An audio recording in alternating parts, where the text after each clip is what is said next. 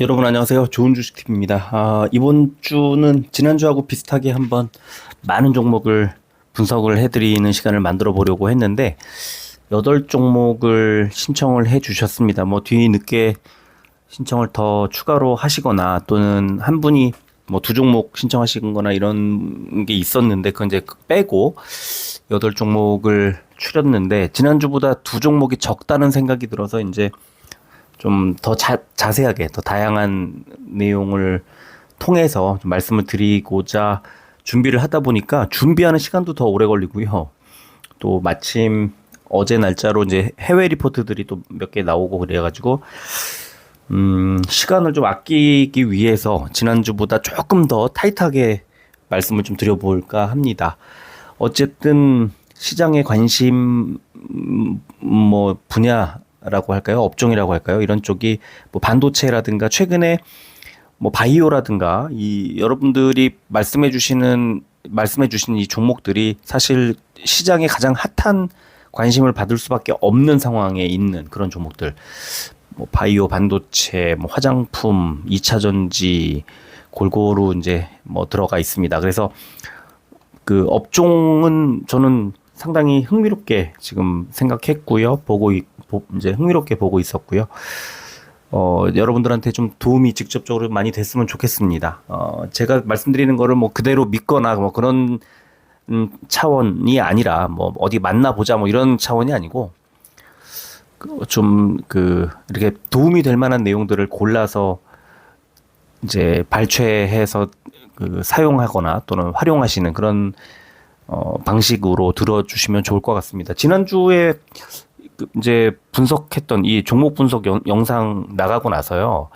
그 다음날, 그 다음날에 상당히 정확하게 움직였습니다. 지난주에 이제 뭐 방송에서 말씀을 드릴 시간은 없었는데, 지난주에 그 저점 말씀드렸던 종목들 중에 세 종목인가? 그 정도 아예 거의 똑같이 저점 찍고 반등을 한다거나 이런 움직임이 나와서 따로 이제 말씀을 해주시더라고요. 그래서 그런 내용들을 제가 알고서 이제 그 차트를 들여다보니까 저도 좀 깜짝 놀랄 정도로 아주 흥미롭게 전개가 됐었습니다. 그 뒤로는 살펴볼 시간이 없었는데요.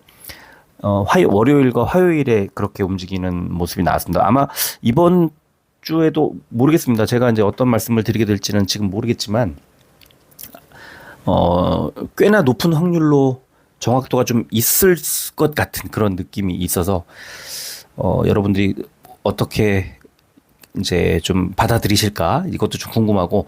그래서 제가 늘 말씀드리지만, 적어도 신청해주신 분들은 여기다 댓글로 어떻게 뭐 오늘 감사하다 뭐 이런 것도 좋지만 그것보다는 뭐 내일이라든가 모레쯤에 이걸 보시고 나서 어떤 식으로 움직였다 뭐 비슷했다 아니면 좀 어떻게 됐다 안 비슷했다 뭐 이런 피드백을 좀 남겨주시면 감사하겠습니다. 또 다음번에 신청해 주실 때도 제가 좀 어떻게 우선권을 드린다든가 뭐 아니면 댓글을 그런 것 없이 뭐 저도 지금 체크를 안 해가지고 저도 이게 그 뒤에 어떻게 됐는지 잘 체크를 안 하긴 하는데 가급적 한번 보면서 체크하고 해서 다음번에는 이제 이렇게 신청을 하실 때 그런 분들을 빼고 이제 다음 분에게 이제 다음 순서를 드리거나 뭐 그런 방법으로 한번 여러 가지 생각을 한번 해보도록 하겠습니다. 저도 어떻게 이게 실제로 주가가 어떻게 움직일까 그게 굉장히 궁금한데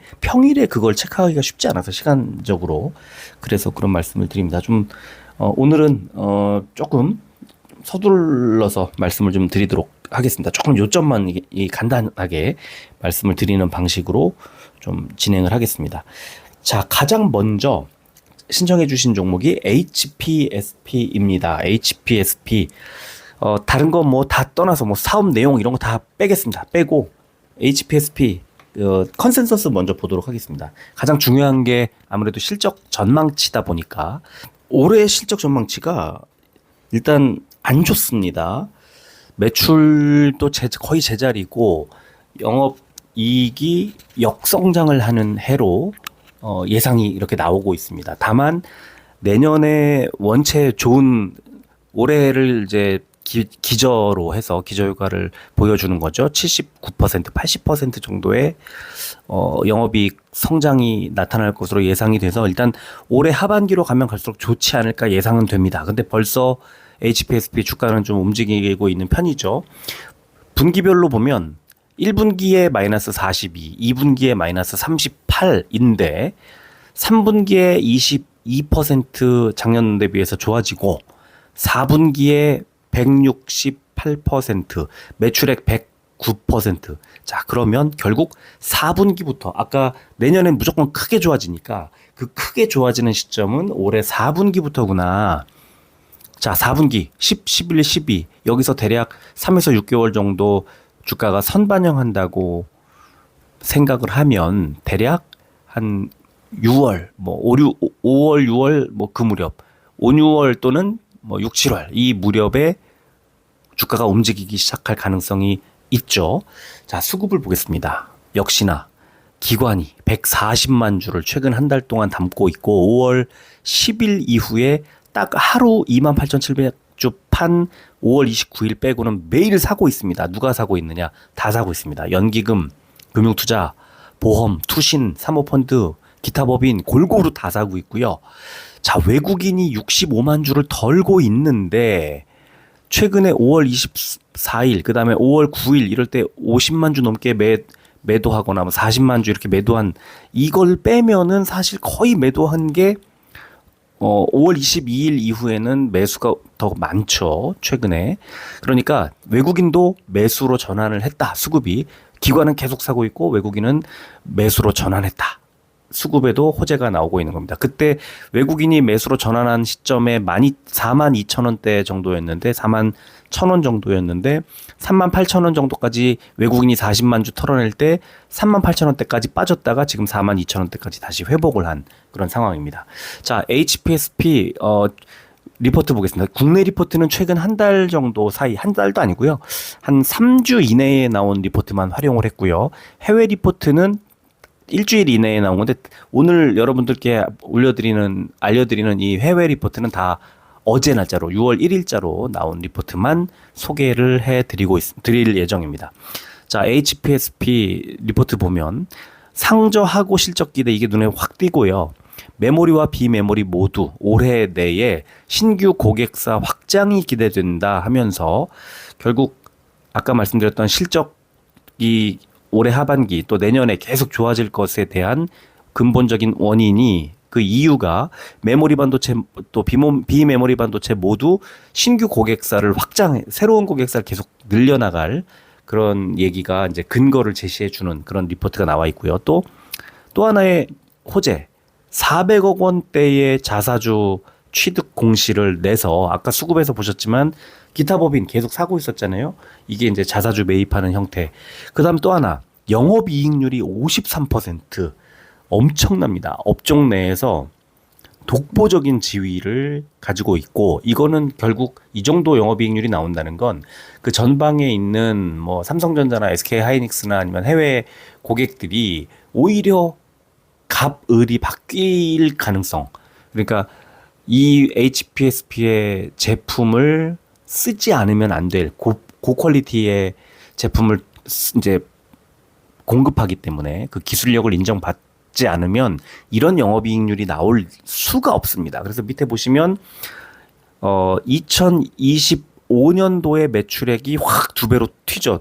2024년보다 영업이익도 2배 넘게 튀죠. 이게 이제 2025년 내년도 실적이 어마어마하게 좋아진다는 걸 보시는 거고요. 그 다음에 영업이익률이 21년도 49.3, 그 다음에 53.5, 53.2, 52.3, 54.9, 50%를 넘기는 이런 영업이익률을 갖고 있는 회사다. 그러면 지금 비싼지 싼지 계산할 필요 없이 그냥 무조건 사도 된다고 저는 생각을 합니다.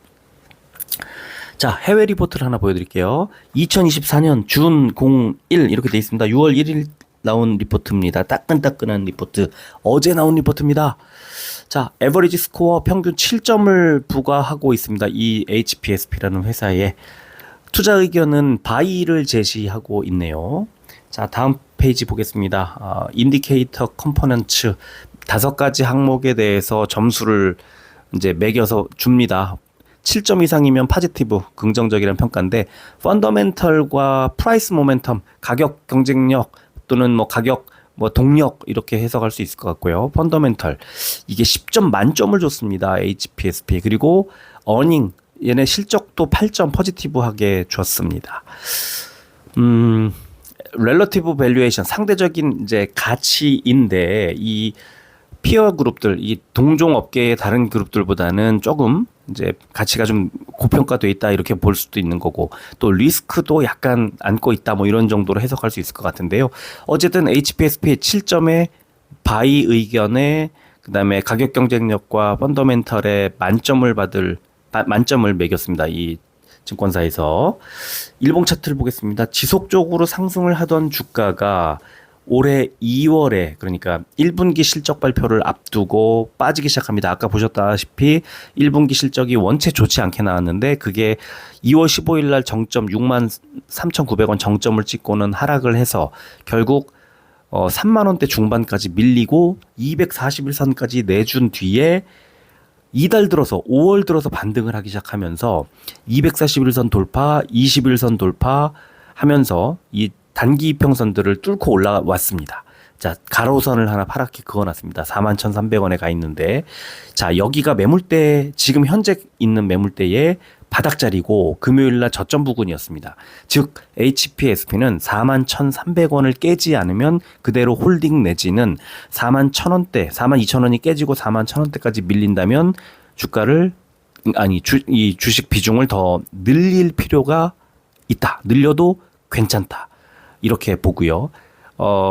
손절가를 만약에 말씀드린다면 노란색 21선 자리 대략 4만 한 몇백 원 되는데요. 4만 원을 하향 이탈할 때 가차 없이 매도, 손절해라 이렇게 제시해 드리도록 하겠습니다. 두 번째 종목 알테오젠입니다. 알테오젠 실적 컨센서스 보면은 어마어마합니다. 몇 번 보여드린 적 있지만 2024년에 적자 지속이지만 11억 원 적자에 그치면서 적자 폭을 확 줄입니다. 알테오젠 최근에 잘 가는 이유 이렇게 적자인데 왜 잘 가? 당연히 내년 실적, 내후년 실적 기대감 때문에 그렇습니다. 25년에 637억 원 흑자 전환을 합니다. 흑자 전환 정도가 아니라 어마어마하게 매출액 1625억 엄청난 매출을 찍어내는데 26년에는 매출액이 4600억대, 영업이익은 3500억대, 매출액이 4600억인데 영업이익이 3500억이면 영업이익률이 80%라는 뜻입니다. 알테오젠 2026년에는 영업이익률이 80%에 육박하는 엄청난 거대 공룡이 됩니다. 그러면 지금 2024년까지 실적이 좋지 않고 여러 가지 우려가 있었던 것을 다 털어내고 만회할 수 있겠죠. 분기 실적으로 보겠습니다. 1분기에 흑자 전환을 해서 173억 원을 만들더니 2, 3, 4분기에 계속 적자를 지속합니다. 그러면 이 적자가 내년 1분기 정도까지 이어질 가능성도 있을 것 같아요. 이 큰 폭의 실적 성장이 1분기 때부터 있을지 2분기 때부터 있을지는 아직은 모르겠습니다. 그런데 어쨌든 적자 폭을 줄여나가고 있고 올해는 이게 마이너스 11억 원 정도로 줍니다. 1분기 때 성과 때문에. 그러면 내년 1분기 때 혹시 흑자로 확 크게 전환을 할지 아니면 조금 이제 적자를 좀 줄인 다음에 그 다음 2분기부터 갈지는 조금 더 시간이 필요하지만 내년 전체로 볼 때 방향이 내년부터 내후년까지 엄청난 이거는 아마 주식시장 전체를 통틀어서도 아마 첫째 아니면 두 번째일 가능성이 높은 그런 정도의 실적 퍼포먼스를 보여줄 가능성이 높다. 이 정도까지만 컨센서스 가지고 확인할 수 있을 것 같고요. 수급을 보면 외국인이 엄청나게 사고 있습니다. 123만 주를 사고 있고 5월 들어서 엄청나게 매수를 하고 있는 걸 확인할 수 있는데 문제는 기관이 매도 폭을 키우고 있습니다. 5일 연속 팔면서 기관 매도의 중심에는 금융투자와 연기금이 있습니다. 지금 18만 원이 넘는 주가는 좀 비싸다 뭐 이렇게 보는 것 같아요. 그래서 알테오젠은 외국인의 엄청난 공격적 매수와 기관의 매도 확대가 부딪히고 있는 지점이고 금요일 날 일단 크게 올려놨다. 이것까지 확인할 수 있는 겁니다. 리포트 볼게요. 기술 이전이 곧 기업 가치로 연결 이렇게 제목이 돼 있고 키트루다 독점 계약으로 기업 가치 레벨업 이렇게 돼 있습니다. 머크의 키트루다는 엄청난 약이죠. 그래서 이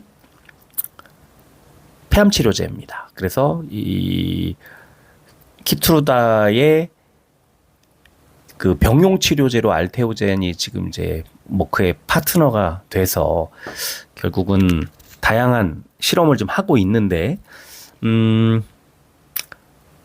뭐 몇 가지 우려가 있기는 합니다만 2028년도에 키트루다 물질 특허 만료가 되면 이제 뭐 셀트리온이나 삼성 바이오로직스 같은 또는 뭐 더 세계 각국의 그 바이오시밀러 제작 회사들이 만들어낼 이 바이오시밀러를 만들어낼 가능성이 높지만 아직은 시간이 좀 더 필요하고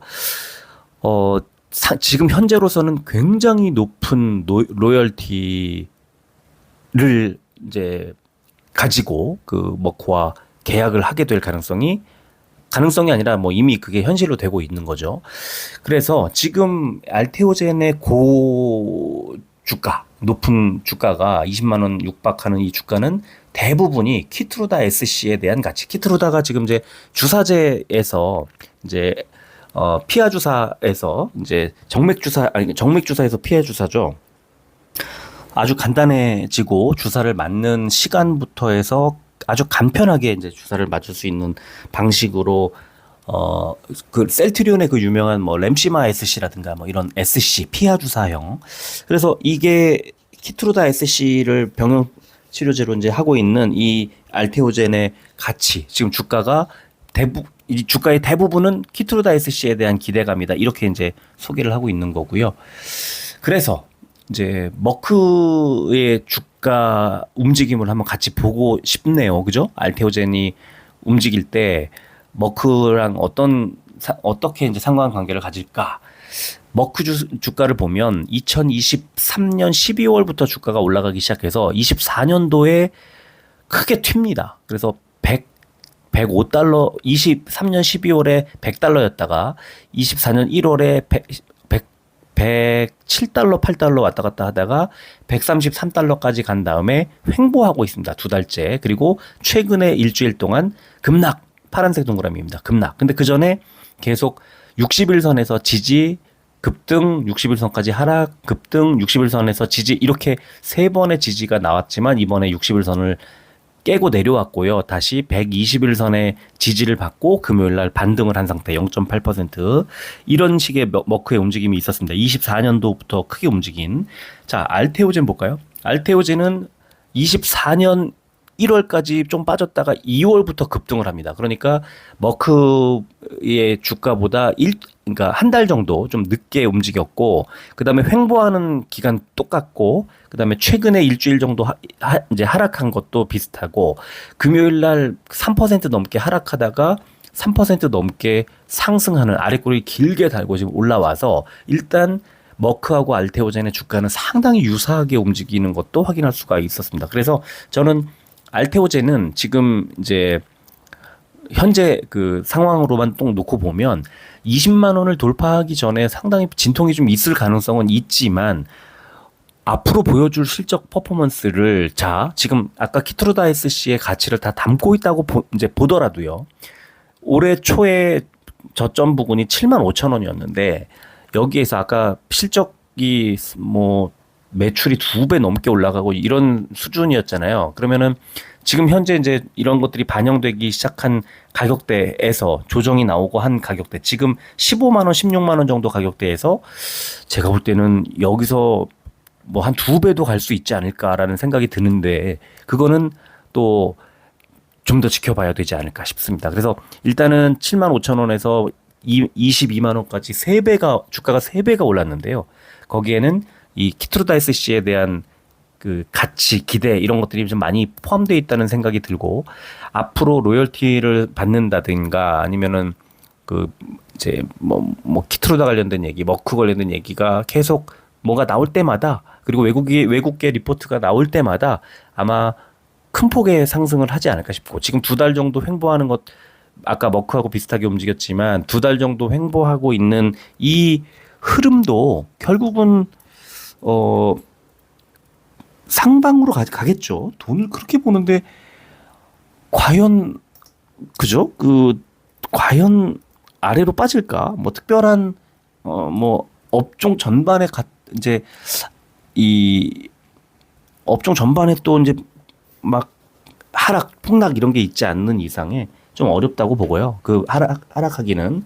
그리고 이제 최근에 또 그 머크의 키트루다 저용량 임상 3상이 실패했다는 게 이제 우리나라에도 알려졌었는데 그때 조금 조정이 좀 나오고 했었는데요. 이게 알테오젠에는 또 다른 기회. 그러니까 머크 입장에서는 알테오젠의 기술과 이런 것들을 활용할 수밖에 없기 때문에 좀 긍정적이지 않느냐 하는 전망도 나왔었거든요. 그래서 지금 60일선 부분에서 이렇게 저점 더 빼지 않고 횡보하고 있는 이런 그 자리에서는 제 생각에 많이 올라왔지만 미래 가치를 생각하면 좀 더 갈 수 있지 않을까라는 생각은 듭니다. 그래서 전고점 깨는 거는 결국엔 시간 문제가 아닐까 이렇게 봅니다.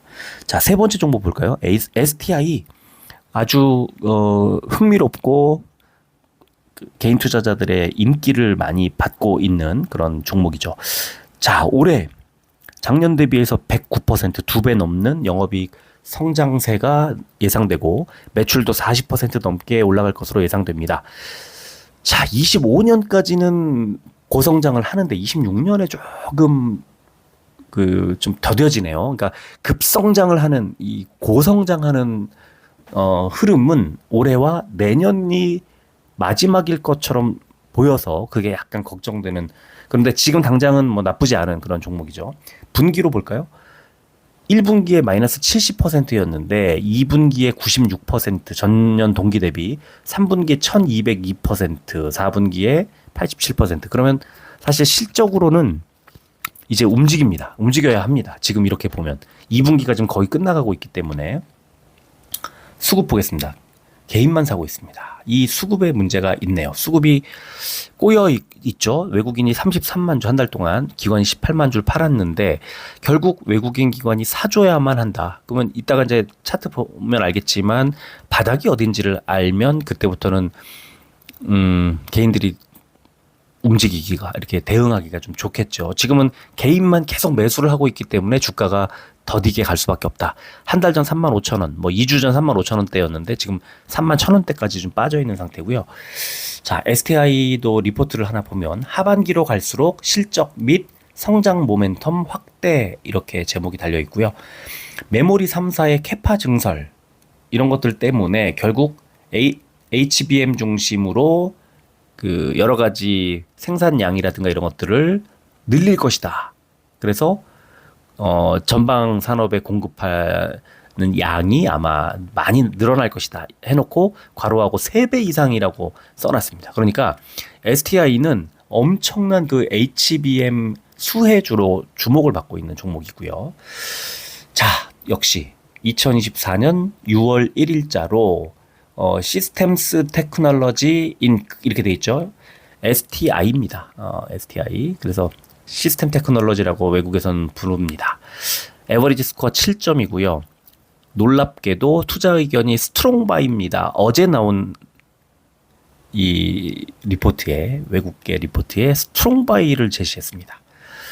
자, 이 종목의 인디케이터 컴포넌트 보면은 어닝 9점, 프라이스 모멘텀 10점 만점 이렇게 주면서 좋은 투자 의견을 제시를 하고 있습니다. 뭐 뒤에 보면은 그 업종 내 경쟁 회사들과 뭐 이런 것도 있고 자세하게 아주 나와 있는데 여기서 뭐 다 다룰 수는 없을 것 같고 제가 오늘 그 외국계 리포트를 보여드리는 거가 혹시 회원님들 중에 관심이 있으신 분들은 말씀해 주시면 바로 텔레그램으로 바로 쏴드리도록 하겠습니다. 그래서 STI 일봉을 보면 그 급등하던 패턴은 많이 좀 누그러졌죠. 그래서 올해 초에는 26,000원대까지 밀리기도 했었는데요. 지금 43,000원대까지 올랐다가 다시 조정이 나오면서 동그라미처럼 부분은 121선에서 3번 이제 지지를 받았습니다. 근데 지지를 받았다고는 표현했지만 121선을 살짝 이탈했다가 장대 양봉, 이탈했다 장대 양봉 지난 2번 4월과 이달 초에. 그럼 이번에도 지금 121선을 이탈한 상태. 그럼 여기서도 다시 한번 장대 양봉이 나올 수도 있지 않을까 이런 기대를 뭐 장대 양봉까지는 아니지만 더 빠지기 어렵지 않을까라는 생각이 듭니다. 그러니까 32,000원 정도, 3만 뭐 여기서 많이 빠지면 31,500원 정도가 아닐까 싶은데 이거는 또 시간외 금요일 날 시간외를 보면은 조금 힌트를 얻을 수 있습니다. STI 보합이었군요. 그러니까 이 정도 더 이상 빠지기가 좀 어렵지 않을까라는 생각이 들고요. 다올 투자증권에서 이 리포트가 또 하나 나왔었는데 제가 그거를 챙기질 못했군요. 그래서 뭐 투자 의견 목표가 53,000원 제시하는 그런 리포트. 그러니까 지금은요, STI는 저점 부근이라는 생각이 들고요. 그런 의미에서 아까 외국계 회사가 제안했던 스트롱 바이 의견에 저도 좀 동의하는데 문제는 개인 수급이라는 겁니다. 그래서 외국계 또는 뭐 기관의 매수가 들어오는 듯 보이는 흐름이 나온다면 그때 열심히 동참해서 같이 사자는 말씀을 드리고 싶습니다. 자, 네 번째 종목은 네이버입니다. 네이버는 일단 그 컨센서스를 보면 올해 작년 대비해서 22% 정도, 내년에 12%, 내후년에 17% 계속 증가합니다. 너무 큰 회사니까 영업이익이 1조 8천억, 2조 3천억 계속 성장합니다. 이게 22%라는 그 영업이익 성장률이 절대 나쁜 게 아니고 이 큰 회사 중에서는 진짜 엄청난 건데 분기로 봐도 1분기에 32% 호실적, 2분기 때 20%쯤 되죠. 3분기 때 20.8, 4분기 때 16.7. 그러면은 계속 나쁘지 않고 계속 실적이 좋아지는 그런 흐름이 나오는 겁니다. 주가가 왜 못 갈까? 다른 이유죠. 일단 수급을 볼게요. 개인만 70만 주 정도 사고 있고 외국인이 35만 주 정도를 덜고 있는데 특히 최근 6일 동안 100만 주를 팔았습니다. 외국인이 최근 3주 동안 120 몇만 주 팔았습니다. 여기에서 갈렸습니다. 흐름이 18만 8천 원, 19만 원 정도 가다가 17만 원까지 빠졌습니다. 다만 금융투자가 금요일 날 매수가 들어왔습니다. 오랜만에. 그래서 기관이 5월 16일 이후에 지금 얼마만인지 모르지만 은행과 금융투자, 특히 금융투자가 매수가 들어와서 17만 원 정도를 바닥으로 보는 게 아닌가 싶고요. 자, 네이버 리포트를 보면 라인 야후 불확실성 확대, 이게 이제 한 3주쯤 전에 나온 리포트인데 라인 야후의 매각 이슈 지속. 그래서 일본 정부의 지속적인 압박에 따라 네이버의 라인 야후 지분 매각 가능성이 높아지고 있다 하면서, 자, 두 번째 단락을 보면 펀더멘탈 영향이 얼마나 되나, 매각이 현실화될 경우 지분법 이익 감소에 따른 24년, 25년 순이익 하향이 불가피하다. 가능성이 낮지만 지분 전량 매각 시나리오를 가정하면 한 20% 정도의 순이익이 감소할 것으로 예상이 된다. 굉장히 큰 이슈인 거예요. 이 라인 야후의 매각 이슈가. 자, 고맙게도 6월 1일 날 리포트, 해외 리포트가 하나 나와줬습니다. 네이버 코퍼레이션에서 에버리지 스코어 8점 제시했고 바이 의견을 내놨습니다. 역시 인디케이터 컴포넌트 보니까 어닝과 리스크의 실적과 리스크 8점을 줬고요. 펀더멘탈과 프라이스 모멘텀 7점. 지금 가격도 뭐 괜찮다는 겁니다. 밸류에이션이 한 4점을 받아서 이제 뉴트럴 중립에 가 있는데 그래도 나쁘지 않은 그런 어떤 제한 인 것 같고, 실제로 피어 그룹들하고 이렇게 비교한 거 보니까 나쁘지 않아요. 아주 상당히 괜찮은 그런 상황입니다. 근데 일봉을 보면 최근 1년치 중에 최저점 52주 신저가를 쓰고 있습니다. 비교할 대상이 없습니다. 그래서 2년치를 지금 뭐 RSI나 스토캐스틱이 다 최저점 과매도 구간에 가 있죠. 2년치 일봉을 보면 이렇게 매물대가 딱 17만 원에 걸쳐져 있습니다. 그러면 지금 17만 200원이죠. 거의 온 것 같이 보입니다. 뭐 개인 투자자들의 매도가 이제 더 이어지면 더 빠질 수는 있겠지만 17이 깨지면 네이버도 관심을 가질 만하다. 지금 상당히 저점이다. RSI 다 저점이고요. 스토캐스틱 다 과매도 구간이고요. 그래서 네이버 17 깨지면 분할 매수 시작, 이런 의견 드리고 싶습니다. 다섯 번째 종목 휴젤입니다. 휴젤도 컨센서스 보면 올해 영업이익 18% 성장, 내년에 영업이익 22% 성장, 꾸준히 성장하는 회사. 뭐 지금 보면은 21, 22 코로나 지나면서 최악의 구간을 거칠 때도 전혀 뭐 거침없이 매출과 영업이익이 성장하고 있는 회사입니다. 분기로 봐도 1분기 때 30%, 2분기 때 15%, 3분기 때 11%, 4분기 때 16% 계속 성장을 합니다. 근데 고성장의 느낌은 좀 아니죠. 이렇게 되면 휴젤도 수급을 보면 외국인은 계속 팔고 있습니다. 기관이 12만 주 사고 있지만 외국인이 17만 주를 덜어내고 있고 개인이 같이 사고 있습니다.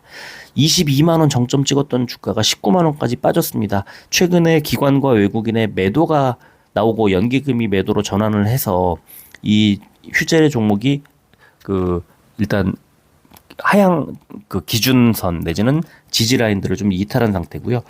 역시 휴젤도 6월 1일자 리포트가 나왔는데 에버리지 스코어 7점 줬고요. 투자 의견 바이 제시를 했습니다.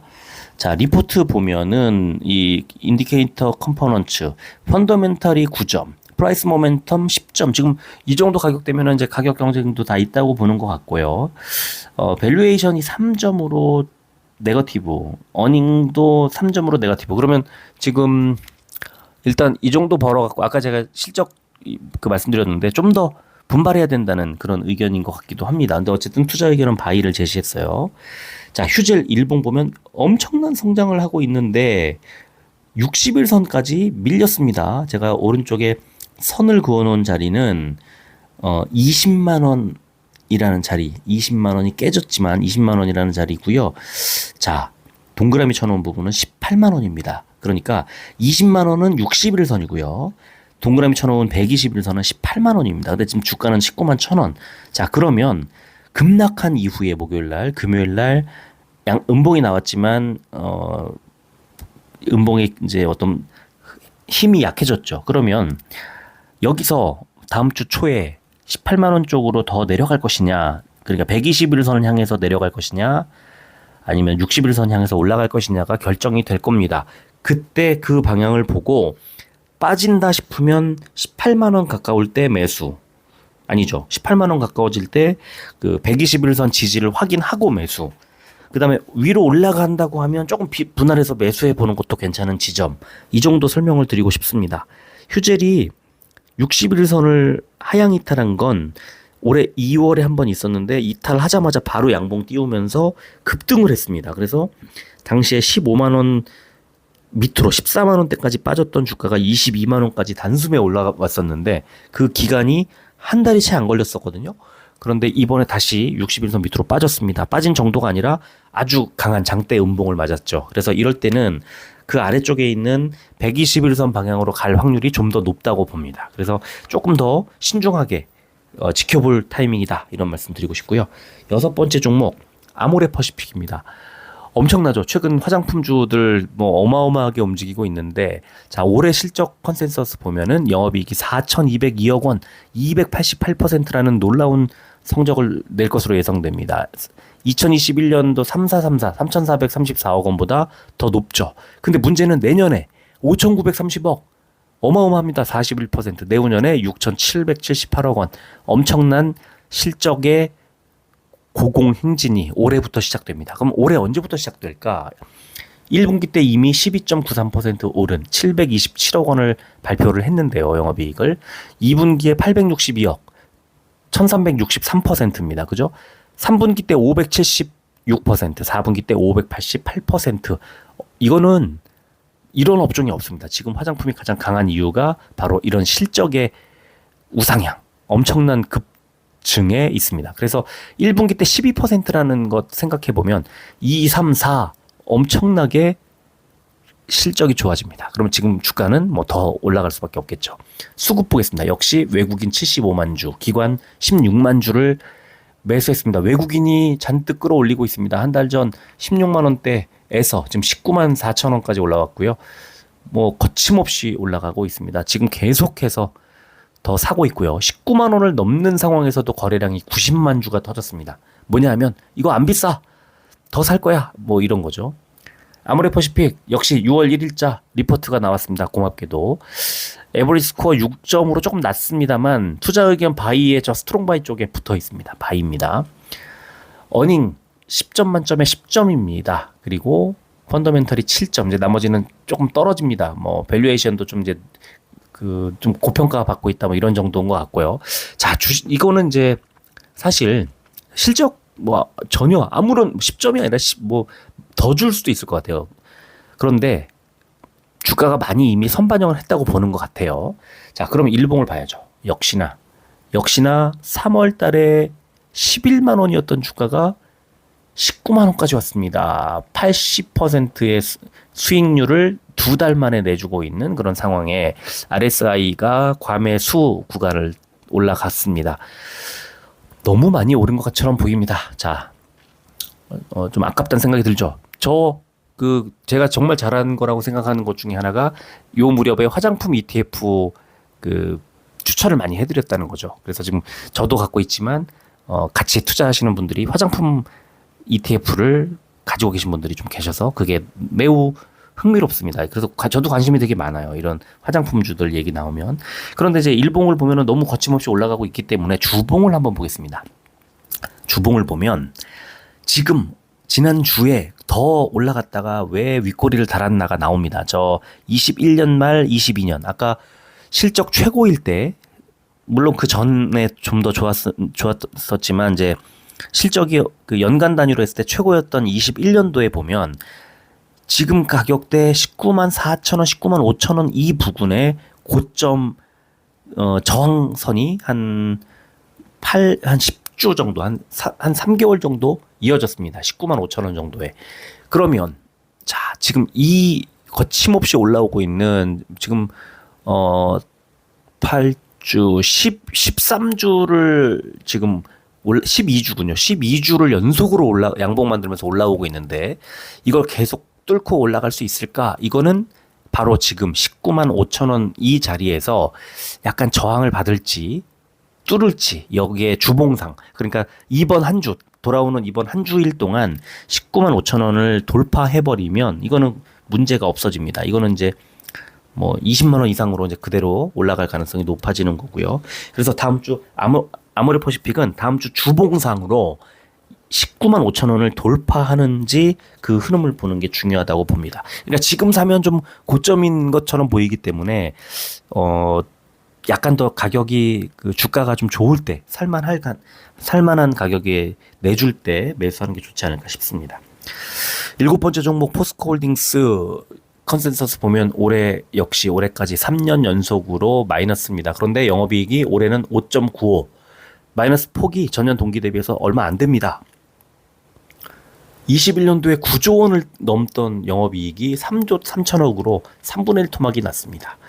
매출액은 76조 원 비슷합니다만 그런데 내년을 보면 영업이익이 4조 4천억 원으로 일단 22년도 수준 비슷하게 회복을 하고 매출액도 79조 원 26년에는 82조 원으로 22년도 수준을 회복하면서 영업이익도 5조 원을 다시 넘어서는 그래서 아직 완전히 정상으로 26년까지 가지 못하지만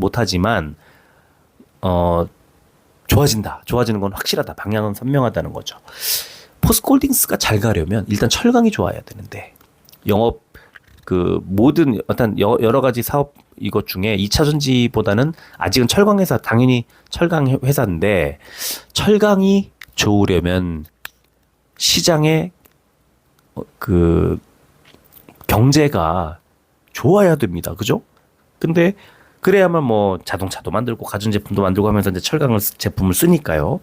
그런데 지금 이 세계 철강 시장을 주도하고 있는 중국의 철강 보면은 아직 좀 요원합니다. 좀 멀어 보입니다. 그래서 본업인 철강이 좀 문제가 아직은 해결이 안 되고 있고 2차 전지까지 거의 뭐 이중고죠.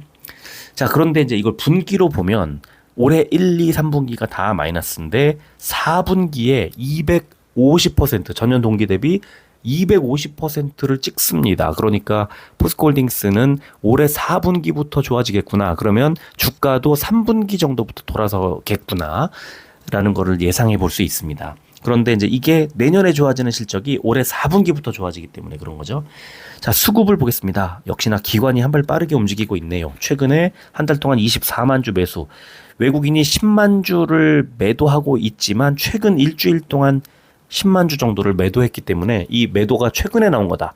주가도 역시 40만 원 넘었다가 36만 원대까지 밀려 있는 그런 구간이고 이거는 외국인의 매도 때문이다라는 거죠.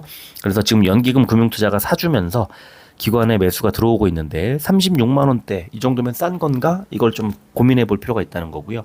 포스코홀딩스 리포트 하나 보면은 지난주 금요일자로 29일자로 나왔지만 30일 날 떴습니다. 그래서 보면은 최근 주가가 철강과 2차 전지 시황의 동시 부진 영향으로 지속적인 약세를 보이고 있다.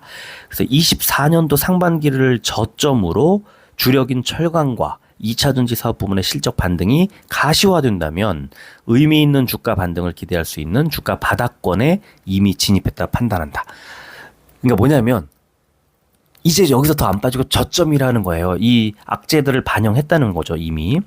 자, 그래서 다만 하반기 이후 철강 시황 회복과 신사업 분야의 이익 기여 증가로 점진적인 이익 회복이 기대된다. 자, 이거를 실적 좋아질 거야. 근데 그 폭의 문제야. 실적이 좋아지는 건 맞아라고 봤을 때 방향이 뭐 위로 가는 거는 너무나 당연하겠죠. 자, 역시 포스코홀딩스도 6월 1일자로 리포트가 나와줬습니다. 에버리지 스코어 5점에 그치고 있어요. 근데 바이입니다. 투자 의견이. 역시나 인디케이터 컴포넌트 여러 가지 지표들을 보면 리스크 8점 제일 높고요. 포지티브에 올라가 있습니다. 그런데 실적 6점, 밸류에이션 5점, 가격 모멘텀 5점 이렇게 돼 있고 또 펀더멘털은 3점에 네거티브에 가 있습니다. 아직은 투자하기에 조금 이른 느낌이 있는 상황이죠. 자, 일봉 보겠습니다. 점진적으로 쭉 하락하다가 결국 4월 달에 있었던 481선의 지지가 무너져 버렸습니다. 동그라미 보시면 481선 밑으로 빠져 있는 상태입니다. 그러면 어디까지 더 내려갈까? 이 1년치 일봉 갖고 볼 수가 없습니다. 주봉 볼까요? 자, 주봉을 보면 그렇구나. 120주 선에 걸쳐 있구나. 걸쳐 있죠? 지금 동그라미 보시자마자 아실 수 있죠? 그래서 포스코홀딩스의 주봉상 자, 지난주에 저점이 36만 7천 원이었습니다. 그런데 120주 선에 지금 가격대가 36만 5천 원입니다. 그러면 120주 선에 지지를 받았다고 볼 수 있는 거죠. 자, 36만 5천 원이 바닥입니다. 다음 주 일주일 동안 이 주봉을 하향 이탈하지 않아야 된다는 거. 다시 말하면 이 주봉상 36만 5천 원이라는 120주선을 하향 이탈하지 않으면 이 자리가 바닥이라는 거예요. 여기 더 안 빠진다는 겁니다. 그죠? 지금 보시면 힌트가 하나 있어요. 21년 말 22년 초에 두 번의 120주 선의 바닥 지지가 나온 다음에 쭉 횡보하다가 여름에 120주 선이 밀리고 또 밀리고 하면서 쌍바닥 만든 뒤에는 그 다음에 급등. 그러니까 무슨 말이냐면 이 120주 선을 이제 지지받을 때 가격이 25만 원대였는데 이게 21만 원까지 추가로 하락한 뒤에는 76만 원까지 올라갔으니까 이제 거의 다 왔다는 뜻입니다. 120주 선을 지지를 받는다면 여기서는 2차 전지 이제 앞으로 더 지금 좋아질 일밖에 없고 최근에 수급도 그렇고 제가 지금 계속 방송에서도 계속 관심 갖자고 말씀드렸고 지금 눈치 빠른 분들은 뭐 매수 시작하셨을 것 같고요. 저도 마찬가지, 저희 회원님들도 마찬가지 2차 전지 관심을 지금 이제 가지고 갖기 시작한 한 주였죠. 지난주가. 지금 포스코홀딩스도 나쁘지 않다. 또 고맙게도 배당을 분기마다 주기 때문에 배당 타먹는 재미도 쏠쏠한 종목이다. 이 정도 말씀을 드리고 싶네요.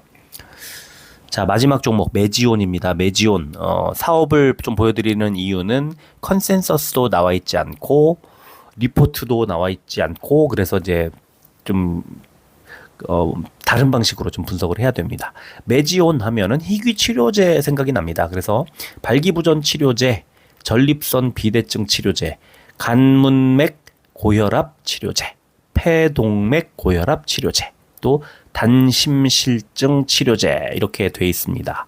그런데 최근에는 단심실증 치료제 개발에 주력하고 있으며 미국에서 임상시험을 모두 마치고 21년 3월에 FDA에 신약 승인 신청을 NDA라고 하는 신약 승인 신청을 제출을 했는데 22년에 FDA에서 추가 임상을 더 해라 이렇게 권유를 했기 때문에 다시 이제 추가 임상 프로토콜을 제출을 한 게 작년이었고 작년 3월에 이게 승인이 됐습니다. 그래서 지금 임상을 하고 있는 중. 자, 복잡한가요? 이 여러 가지 5가지 그 희귀 치료제들, 희귀까지는 아닐 수도 있겠지만 뭐 여러 가지 치료제를 개발하고 있는데 단심실증 치료제라는 약은 미국에서 그 추가 임상을 하고 있다. 그럼 아직 결과가 안 나온 거잖아요. 기대는 뭐 할 수 있는 것 같고 또는 안 됐을 때 엄청난 하락이 나올 수도 있는 아직은 추가 임상이 진행되고 있는 중이다. 수급 보면 외국인 기관이 계속 사고 있습니다. 그래서 37,000원 정도, 36,000원대까지 갔던 주가가 4만 원을 돌파한 상태입니다. 아직은 뭐 메지온이 뚜렷한 성과가 나왔나요? 제가 좀 그 다른 것들을 보지 않았는데 제가 공시도 확인을 하지 않았는데요. 한번 잠깐 볼까요? 메지온 임상시험 계획 승인 4월에 나온 거 폰탄 환자 치료제 임상 3상 뭐 이거 말고는 지금 그 다른 거 나온 건 없는데 그러면 어쨌든 뭐 외국인 기관의 수급이 들어오고 있다는 것 자체가 사실인 거죠.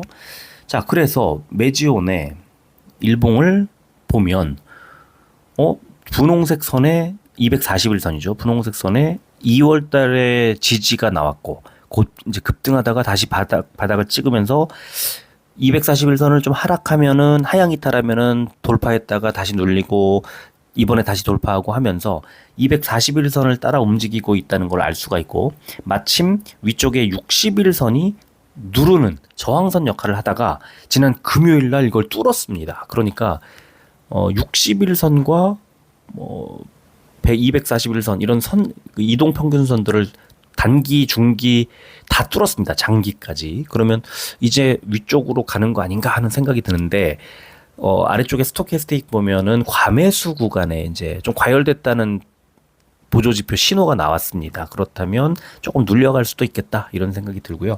주봉을 볼까요? 주봉을 보면 좀 더 선명합니다. 60주선입니다. 초록색 선이 제가 노랗게 표시해놨는데 2m로 안 빠져요. 그러면은 메지온 좀 조정이 나온다고 하면 조정이 나와도 이 정도 가격대겠구나 이거를 알 수가 있죠. 주봉상으로. 그래서 메지온의 지금 주봉상 60주선은 37,000원이네요. 37,000원. 조정이 나오면 37,000원. 그 다음에 위쪽에 분홍색 선 있죠. 240주선입니다. 이게 저항선으로 작용하고 있는데 이 선은 42,000원입니다. 그러니까 메지온은 조정이 나오면 60주죠. 이게 60주선이죠. 37,000원. 그 다음에 주가가 올라가면 42,000원. 그러니까 37,000원에서 42,000원 구간에 당분간 어떻게 주 단위로 볼 때 말씀드리는 겁니다. 그래서 저점 37,000원, 고점 42,000원 선에서 움직이게 될 거고요. 보통 이런 경우에 언제 주가가 움직이냐면 아래쪽에 60주선과 이제 위쪽에 240주선, 그러니까 지지선과 위쪽에 저항선이, 그러니까 지지선 역할을 하는 선과 주선과 이제 저항선 역할을 하던 주선이 이렇게 만날 때, 그러니까 이평선이 밀집하고 나면 위든 아래든 그때 주가가 움직이게 됩니다. 그래서 그때가 언제일까? 얼마 정도일까? 대략 지금으로 보면 4만 원 정도 지금 가격대 부근에서 만나지 않을까 싶습니다. 근데 이게 만나려면 몇 주 뒤입니다. 그러니까 지금 이 횡보가 좀 더 이어질 가능성이 있어 보입니다. 이걸 바로 뚫고 올라가더라도 그 이달 중순에 있었던 지난 이게 언제냐면 작년 9월 그다음에 올해 3월에 있었던 윗꼬리를 달고 내려오던 그런 식의 흐름으로 좀 눌릴 가능성이 있어 보입니다. 그래서 지금은 37,000원에서 42,000원 사이의 구간에서 주가는 당분간 움직이게 될 거라는 것, 그 정도 말씀을 드리겠습니다. 지금 이거를 어떻게 할까요? 너무 45분, 46분 가까이 되는데 네, 이 정도로 이걸 한 번에 올려드리는, 제가 고민했거든요. 네 종목씩 끊을까 아니면 한 번에 올려드릴까를 고민했는데 한 번에 그냥 올려드리는 것으로 하겠습니다. 이게 제작 벌써 녹음하는데 시간이 그 50분 정도 걸렸고 편집하는 데는 시간이 거의 비슷하게 걸립니다. 그래서 그 자료 준비하는 거는 그거보다 더 오래 걸립니다. 어제부터 오늘까지 뭐 대략 한 서너 시간, 한 4시간 정도 걸린 것 같습니다. 저는 이걸 체력이라든가 에너지의 문제로 생각하면 고통스러운 작업이긴 합니다. 근데 이제 지난번에도 말씀드렸지만 그 종목에 대한 뭐 여러 가지 인사이트를 얻을 수 있다는 어떤 생각으로 뭐 합니다. 이 분석해 드리는 것. 그래서 어차피 회원님들한테는 뭐 당연히 매일매일 또는 뭐 수시로 이렇게 이런 조언을 하고 뭐 이런 말씀을 드리지만 그냥 일반 구독자들께는 사실 신청해 주세요 했을 때 신청만 하면 다 해드리잖아요. 그래서 좋은 기회가 될 것 같아요. 저도 어떤 종목을 신청해 주실지 모르는 상태에서 여러분들이 신청해 주시는 종목에 맞춰서 이렇게 분석해 드리는, 그러니까 종목이 뭔지 모른다는 그게 또 다른 희열을 주거든요. 그래서 그런 거를 생각하면은 저는 이런 방식에 이것도 좀 잘 활용하시면 좋을 것 같고요. 또 혹시 뭐 저는 굳이 이게 꼭 그렇게 말씀을 드리진 않지만 만약에 정말 뭐 다급하게 정말 이렇게 좀 뭐 분석이 필요하거나 그럴 경우에 잠깐 그냥 뭐 지금 현재 제도로 보면은 잠깐 회원가입해서 제일 낮은 가격대 회원가입해서 종목 궁금했던 종목들 해결하고 그 다음 달에 나가셔도 되잖아요.